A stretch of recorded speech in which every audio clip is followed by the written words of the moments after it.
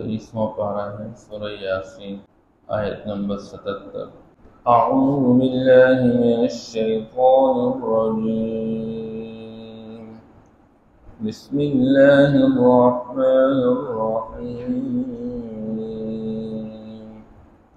اولم یر الانسان انا خلقناه من نطفة فإذا هو خصيم مبين۔ صدق اللہ العظیم۔ سورہ یاسین کی جو آخری آیات مبارکہ ہیں، اس حوالے سے بیان کیا جاتا ہے کہ ایک مرتبہ عاص بن وائل، ایسا ہی ابی بن خلف، ان لوگوں نے مکہ کے اندر ایک جگہ سے ہڈی اٹھا کے اور آپ صلی اللہ تعالیٰ علیہ وسلم کے سامنے آ گئے اور کہنے لگے، بتاؤ تو صحیح کہ یہ خالی ہڈیاں اور یہ ہڈیاں چور کر جب یہ ریزہ ریزہ ہو جائے، ان ہڈیوں کو کون دوبارہ پیدا کر سکتا ہے؟ یعنی ان کا مطلب یہ تھا کہ تمہارے قول کے مطابق موت کے بعد دوبارہ زندگی ہے، تو یہ انسانی جسم جب ایک مرتبہ مٹی میں ریزہ ریزہ ہو جائے گا، کون اس بدن کو دوبارہ زندہ کر سکتا ہے؟ ان کے ذہن میں یہ محال تھا کہ انسان کے مرنے کے بعد انسان کو دوبارہ کیسے زندہ کیا جائے گا۔ اس لیے اللہ جل شانہ فرماتے ہیں اولم یر الانسان، اللہ نے جواب میں آیت نازل فرما دی، کیا اس انسان نے دیکھا نہیں انا خلقناہ من نطفہ، کہ ہم نے اس انسان کو ایک پانی کے قطرے سے بنایا ہے۔ اللہ جل شانہ قرآن مجید کے اندر بیان فرماتے ہیں ثم جعل نسلہ من سلالۃ من ماء مہین، کہ اللہ نے انسانی نسل کو چلایا ایک حقیر پانی سے، اس طرح کا پانی کہ جس کے اندر نجاست پائی جاتی ہے، کپڑے پر لگ جائے تو کپڑا گندا اور پلید ہو جائے، اس کو صاف کرنا ہوتا ہے، بدن پر لگ جائے تو بدن پلید اور گندا، اس کو صاف کرنا ہوتا ہے۔ اللہ جل شانہ فرماتے ہیں کہ انسان نے غور نہیں کیا اپنی ذات پر کہ ہم نے اس کو بنایا ایک قطرے سے، فَلْيَنْظُرِ الْإِنسَانُ مِمَّ خُلِقَ، انسان کو غور کرنا چاہیے کس چیز سے اس انسان کو بنایا گیا۔ مِن مَاءٍ دَافِقٍ يَخْرُجُ مِن بَيْنِ الصُّلْبِ وَالتَّرَائِبِ۔ اس لیے اللہ جل شانہ فرماتے ہیں انسان نے اپنی خلقت پہ غور نہیں کیا، یہ دیکھ نہیں پا رہا، فَإِذَا هُوَ خَصِيمٌ مُّبِينٌ، یہ بڑا واضح جھگڑالو بن کے ہمارے ساتھ لڑتا رہتا ہے، یہ اپنے متکبرانہ انداز میں ہمارے سامنے آتا رہتا ہے، وَضَرَبَ لَنَا مَثَلًا، اور ہمیں مثالیں بیان کرتا رہتا ہے، ہمارے سامنے ہڈیاں پیش کر کے کہتا رہتا ہے کون اس کو دوبارہ زندہ کرے، وَنَسِيَ خَلْقَهُ، اور یہ اپنی پیدائش کو بھول چکا۔ جس تکبر کا آج یہ شکار ہو چکا ہے، اگر یہ اپنی ابتدا پر سوچے کہ میں کہاں سے پیدا کیا گیا ہوں، کس چیز سے بنایا گیا ہوں، اس کی سارے تکبر ختم ہو جائے، یا عاجز بن جائے۔ وَنَسِيَ خَلْقَهُ، اس لیے اللہ جل شانہ نے قرآن پاک کے اندر ایک موقع پہ فرمایا قُتِلَ الْإِنسَانُ مَا أَكْفَرَهُ، مارا جائے یہ انسان، تباہ و برباد ہو جائے، کس چیز نے اس انسان کو اتنا بڑا ناشکر بنا دیا۔ من أَيِّ شَيْءٍ خَلَقَهُ، کس چیز سے اللہ نے اس انسان کو بنا، من نطفة خلقه فقدر، اللہ نے ایک پانی کے قطرے سے انسان کو بنا اور پھر اس کی زندگی کو اندازے پہ کیا، اس کے بدن کو اندازے پہ کیا، کیسے اللہ نے ایک پانی سے اور اس سے پھر خون کا ایک لوتھڑا، پھر اللہ پاک نے گوشت پر ہڈیاں اور ہڈیوں پر گوشت کو چڑھا کے اس کے اوپر کال چڑھا کے عالم ارواح سے روح لا کے ماں کے پیٹ میں پالا، ثم السبیل یسرا، پھر ماں کے پیٹ سے نکلنے کے راستے کو آسان بنایا، ثم اذا شاء ثم اماتہ فاقبرہ، پھر اللہ موت دے گا اس کو، پھر قبر کی زندگی کی طرف لے جا کے برزخی زندگی، ثم اذا شاء انشرہ، پھر جب اللہ چاہے کہ اس کو دوبارہ زندہ کرے گا، کلا لما یقض ما امرا، اس انسان نے ہرگز اس حکم کو پورا نہیں کیا جو اللہ نے اس کو دیا۔ اس لیے اللہ فرماتے ہیں یہ انسان اپنی حقیقت بھول جاتا ہے اور ہمارے سامنے مثالیں بیان کرتا ہے۔ قال من یحیی العظام وہی رمیم، کہتا ہے کون بوسیدہ ہڈیوں کو دوبارہ زندہ کرے گا؟ اے میرے رسول آپ جواب دیجئے، قل یحییھا الذی انشأھا اول مرہ، ان بوسیدہ ہڈیوں کو پیدا کرنے والا وہی ہے، دوبارہ پیدا کرنے والا وہی ہے جس نے پہلی مرتبہ اس کو پیدا فرمایا ہے، وہی اللہ اس کو دوبارہ پیدا فرمائیں گے۔ وَهُوَ بِكُلِّ خَلْقٍ عَلِيمٌ، اور وہ تو ہر چیز کی پیدائش پر خوب علم رکھنے والا ہے، خوب جاننے والا ہے۔ ایک چیز کو پہلی مرتبہ پیدا کرنا مشکل ہوتا ہے کہ اس کا کوئی نقشہ نہیں ہوتا، اور ایک چیز کو ایک مرتبہ وجود مل جائے اور وہ ختم کیا جائے، دوبارہ اس کو بنایا جائے، یہ بہت آسان ہوتا ہے۔ الذی جعل لکم من الشجر الاخضر نارا، اللہ فرماتے ہیں وہ ذات اس بوسیدہ ہڈیوں کو زندہ کرے گی جس نے بنائی تمہارے لیے کون سی چیز؟ سبز درخت سے آگ۔ عرب کے اندر دو درخت تھے، ایک کا نام تھا مرخ اور دوسرے کا نام تھا غفار۔ یہ دو درخت اس کی ٹہنیاں کاٹ کے یہ عرب ٹہنیوں کو ایک دوسرے کے ساتھ ملتے رہتے تھے، اور ایک دوسرے کے ساتھ ملنے سے اس سے آگ پیدا ہو جاتی تھی۔ جس طرح کے چکمار دو پتھر جو ہے اس کو ایک دوسرے کے ساتھ ٹکرانے سے آگ پیدا ہو جائے، یا گھوڑے کا سم لگ جانے کی وجہ سے وہ آگ پیدا ہو جائے، تو اللہ فرماتے ہیں کہ دو متضاد چیزیں، ایک طرف آگ ہے اور دوسری طرف سبز درخت ہے کہ اس کے اندر پانی ہوا کرتا ہے، لیکن جو اللہ ایک متضاد چیز سے متضاد چیز کو پیدا فرمانے پر قادر ہے، وہی اللہ ان بوسیدہ ہڈیوں کو پیدا کرنے پر بھی قادر ہے۔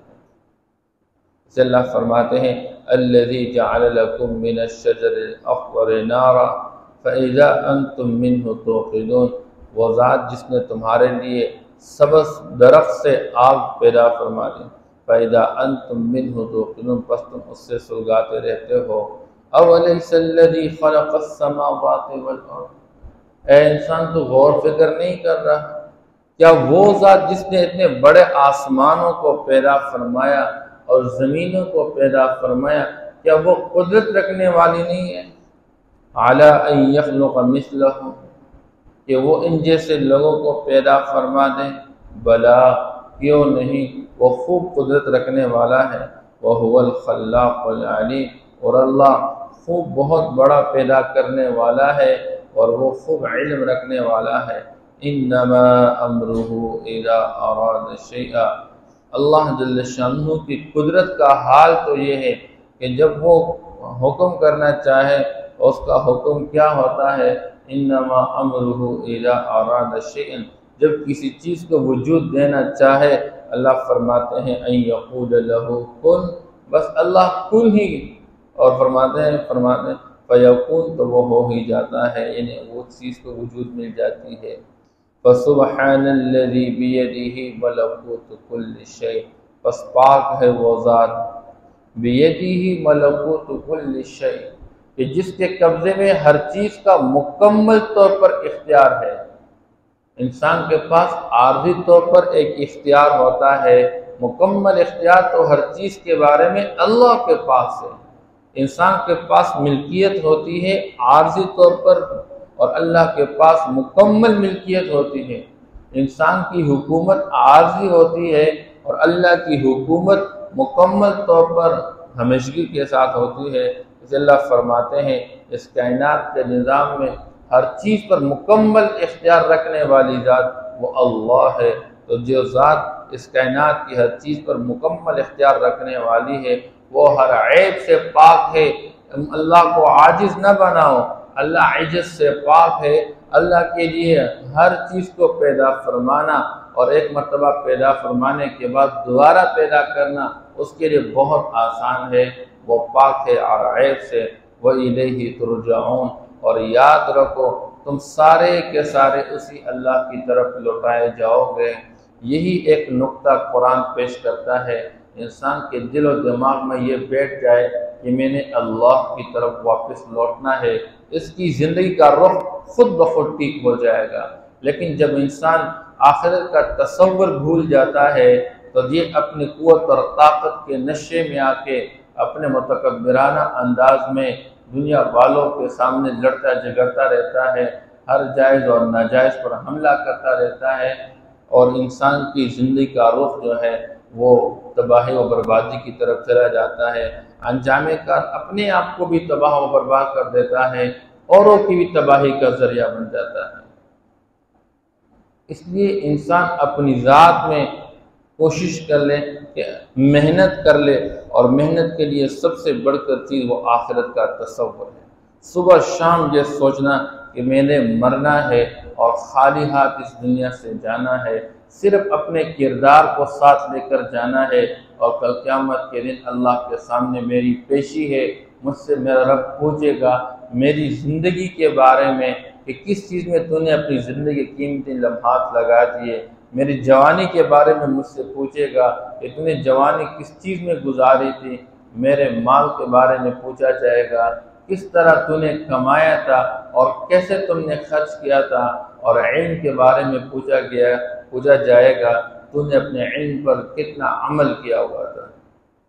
اس لیے یہ وہ بنیادی تصور ہے کہ انسان صبح شام اپنے سامنے اپنے دل و دماغ میں رکھے کہ میں نے جانا ہے۔ اس لیے اللہ فرماتے ہیں دنیا کے اندر اگر انسان نیک اعمال کرنا چاہتا ہے اس ایک ہی عقیدے کی بنیاد پر کہ مجھ سے ان اعمال کے بارے میں کل قیامت کے دن پوچھا جائے گا۔ اس لیے جب دنیا کا غافل انسان اللہ کی دی ہوئی نعمتوں میں لگ کر اللہ سے غافل ہوتا ہے تو اللہ ایک بات سامنے رکھتا ہے، ثم لتسألن یومئذ عن النعیم۔ یاد رکھو ایک دن آنے والا ہے جس دن کو تم اپنی آنکھوں سے دیکھو گے اور یقین کے ساتھ دیکھو گے، پھر اس دن تمہیں جو نعمت اللہ کی طرف سے ملی ہوئی ہے ایک ایک نعمت کے بارے میں تم سے پوچھا جائے گا۔ اس لیے فرمایا آپ صلی اللہ تعالیٰ علیہ وسلم نے کہ جو تم ٹھنڈا پانی پیتے ہو اس کے بارے میں تم سے پوچھا جائے گا۔ ایک گھر کا سایہ تمہیں اللہ نے عطا فرمایا اس کے بارے میں بھی پوچھا جائے گا۔ اس لیے حضرات صحابہ کرام رضوان اللہ تعالیٰ علیہ اجمعین دنیا کی نعمتوں کو دیکھ کر روتے رہتے تھے، اس بات پہ کہیں ایسا تو نہیں ہوا کہ ہم نے دین کے واسطے جو مشقتیں برداشت کی، جو مجاہدہ کیا، کہیں ان مشقتوں اور ان مجاہدوں اور ہمارے نیک اعمال کا بدلہ تو کہیں ہمیں دنیا میں تو نہیں ملا کہ آخرت میں پھر ہم خالی ہاتھ و ہمیں پھر آخرت میں کچھ بھی نہ ملے۔ آج کا انسان دنیا کی نعمتوں کے چکر میں اپنی آخرت کو بھول جاتا ہے، اور اللہ بار بار انسان کو آخرت یاد دلاتے ہیں، اس بات کو بار بار دہراؤ کہ میں نے اللہ کی طرف لوٹنا ہے۔ اس اللہ فرماتے وَإِلَيْهِ تُرْجَعُونَ، اس اللہ کی طرف تم سارے لوٹا دیے جاؤ گے، اللہ جل شانہ حساب لیں گے تم لوگوں سے۔ أَوَلَمْ يَرَ الْإِنسَانُ أَنَّا خَلَقْنَاهُ مِن نُطْفَةٍ، کیا دیکھا نہیں اس انسان نے کہ ہم نے اس کو پیدا کیا ایک باریک پانی کے قطرے سے، فَإِذَا هُوَ خَصِيمٌ مُّبِينٌ، پس وہ واضح جھگڑالو بن جاتا ہے۔